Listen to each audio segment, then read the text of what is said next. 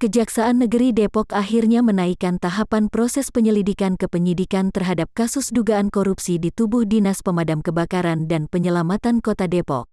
Kepala Kejari Depok Sri Kuncoro mengatakan, tahapan tersebut naik ke penyidikan sejak tanggal 15 September tahun 2021 lalu. Dengan naiknya kasus tersebut ke tahap penyidikan, Kuncoro menegaskan bahwa selama ini pihaknya tetap terus menindaklanjuti laporan adanya dugaan korupsi di DPKP Kota Depok.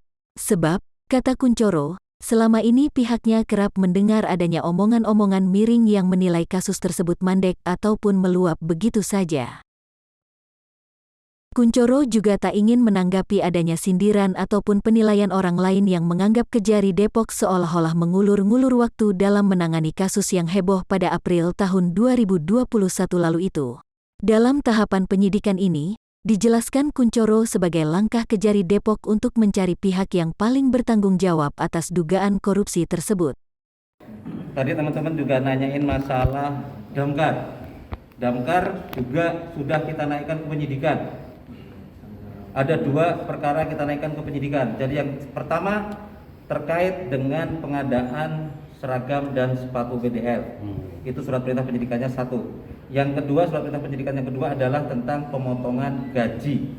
Jadi ada dua surat perintah penyidikan yang sudah kita naikkan. Jadi artinya kita tetap jalan walaupun mohon maaf sekali lagi teman-teman mau bicara apa saya sih terima aja gitu kan, karena bagi kami yang penting kita proporsional, kami sudah punya SOP, kami sudah punya mekanisme kerja. Jadi kalau untuk kemana-mana saya pengennya fokus, karena kalau kita terlalu ngikutin suara-suara di luaran kita jadi ini kita sudah tingkatkan ke penyidikan. Jadi kalaupun minggu depan tiba-tiba teman-teman melihat berbondong-bondong lagi banyak orang diperiksa lagi ke sini, itu bukan kita mengulur-ngulur waktu, enggak, karena ini sudah konteksnya sudah beda.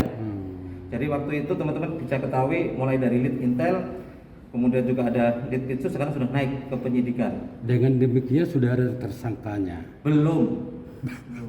Kalau sudah naik ke penyidikan? Ya, Bapak tahu nggak UHAP itu maksudnya penyidikan itu apa? Penyidikan adalah serangkaian tindakan penyidik untuk mengumpulkan barang bukti, alat bukti, yang kemudian dengan alat bukti itu akan diketahui siapa tersangkanya. Jadi stepnya itu kumpulkan dulu barang bukti, alat buktinya, baru akan ketemu tersangka.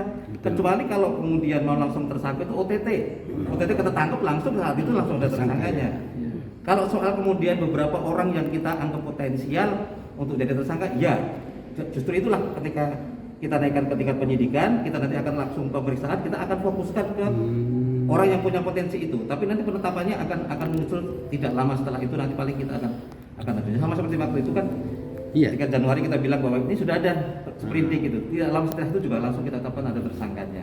Sama dengan ini pun seperti itu. Jadi mekanismenya kita harus taat dengan UHAP, apa itu penyelidikan, apa itu penyidikan. Jadi penyidikan itu belum mengatakan, baru dengan kegiatan-kegiatan kita pengumpulan alat bukti itu macam-macam kan, ada keterangan saksi, mungkin dokumen, kemudian surat, mungkin juga nanti kita ahli, kita akan kumpulkan semuanya.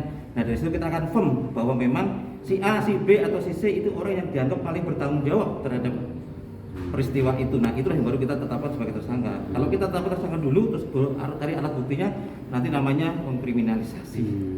Dianggap kita menjolimi, orang belum ada buktinya kok kita sudah langsung tetapkan tersangka. Tapi kita balik, kumpulkan dulu, dan setelah itu tinggal ya kamu tersangka. Dia mau ngelak, ini alat bukti.